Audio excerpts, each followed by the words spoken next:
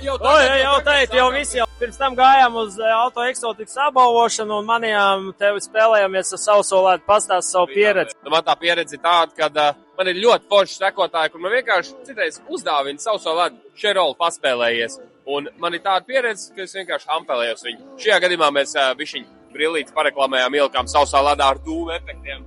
Un pagaidām tāda ir man pieredze ar sauso ledu. Šeit mēs redzam pārpalikumus, kā viņš pamazām sublimējās. Vai tu esi izmantojis sausā ledus trūklošanu kādiem no saviem projektiem? Nav, diemžēl, pagaidām vēl sanācis, bet es zinu, kaut kur es menīs jau jūs tā kā. Jā, mēs jau kādu laiku ar to nodarbojamies. Pa lielam varbūt esam viena no cēlmaužiem. Daudzi ir redzējuši, daudzi ir dzirdējuši, bet dzīvē un Latvijā ir maza saskarsme. Tavas domas par to, ko tu varbūt esi internetā redzējis, lasījis. Šodien man ir grūti spriest. Man pagaidām nebūs objektīvs viedoklis, jo es redzēju tikai vieglus video, neiedziļinoties. Varbūt mums vajag uztaisīt eksperimentu un atbraukt pie tevīm ar tām visām pariktēm, un varbūt tev ir kāds projekts, kuru mēs varam pačubināt, lai tu redzītu to bišķi vairāk visu stāstu. Es teiktu, ka mēs šito jautājumu varētu atstāt atvērt uz doto brīdi. Tā kā es esmu vienmēr atvērts kaut kam jaunam, pirms teikt nē, es vienmēr esmu atvērts kaut kam jaunam un interesantam. Tāpēc es domāju, ka nobeidzam šo izstādi uz foršas nots, atpūšamies. Mēs tiekamies Liepājā pie manī.